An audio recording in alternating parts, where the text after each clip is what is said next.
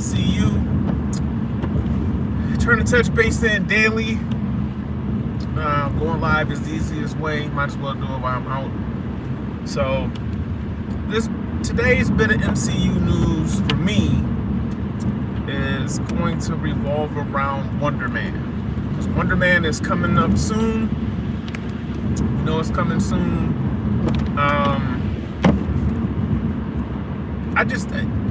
WonderMan is a character I don't really know much about, but I am a fan of Yaya and the things he's been in. So it's an interesting choice to me. Bringing back Trevor Slattery or Sir Ben Kingsley, I am excited for that. Marvel has a way of they'll trip and fall with the character, and then they'll try to redeem a character. And I think for me, the character of Trevor Slattery is one of those characters that they tripped and fell with his character in Iron Man 3, in my opinion, because they kind of turned him into a joke, kind of what they do to Thor, right? But then you have they're able to redeem Thor. They always reel Thor back in, they redeem him. And for Trevor Slattery as a character, they haven't quite done that necessarily yet, I would say. Him and Shang-Chi they kind of just doubled and tripled down on what they've turned his character into. And it's not bad. Like, they have redeemed him from a standpoint of, he's still an interesting character. I mean, Sir Ben Kingsley has basically been two characters because he did a RDJ in Tropic Thunder. He was the dude playing the dude disguised as another dude. And, he's a great talent, so he could pull that off. I'm interested to seeing this whole part of the acting world that they're going to go into with the meta of it all. I saw The Studio on Apple TV. I love that show. So it'll be interesting to see Marvel's take on, kind of behind the scenes. And it's not a wall breaking show, but it's very meta. So it'll be interesting to see who comes in, who they use. Will She-Hulk pop up, being that she's in LA and already a meta character or a wall breaking character?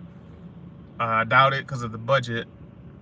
But one thing I did want to touch on, and don't get me wrong, I'm gonna probably try to binge the whole thing right away. I might just do like a review episode by episode, maybe, but I want to watch the whole thing for sure because I'm intrigued to see what they're gonna do.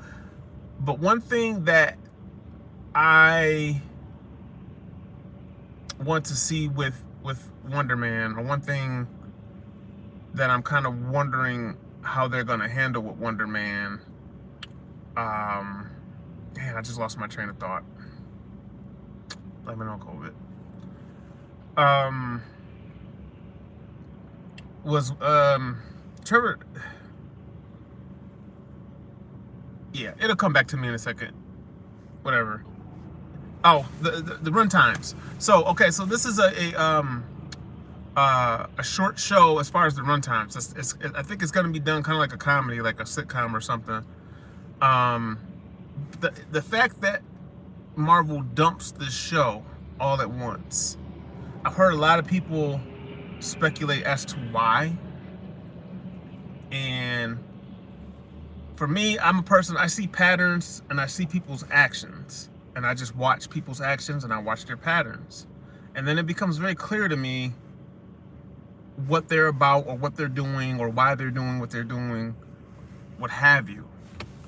So I'll just say, I know why they're dumping it. I understand why they're dumping it. I don't like it. It makes you, for someone like me, it makes me question whether or not to even support them. And I think the problem with Disney right now is they have a lot of that on a lot of different sides, because in a sense they haven't chosen a side. Like, they're trying to stay on the fence. Anybody who tries to stay on the fence when things get to a certain fever pitch ultimately ends up becoming everybody's bad guy. And that's kind of what is happening to Disney right now. But I don't think it's a coincidence that they're dumping this show. They dumped Ironheart. They dumped Echo. You know, they haven't dumped Moon Knight. They didn't dump that. They didn't dump they didn't even I don't did they dump Miss Marvel? I'm not even really sure if I remember if they dumped Miss Marvel or not. I think that was week to week. But you know, maybe they feel like it's just better binged. You know, if they want to use this to introduce characters, and you guys know how I feel, I've gone on live before and said what I would do differently with the Marvel Cinematic Universe. But if they were going to introduce characters, just do the Werewolf by Night thing. Like, just do a feature presentation like they're doing for Punisher.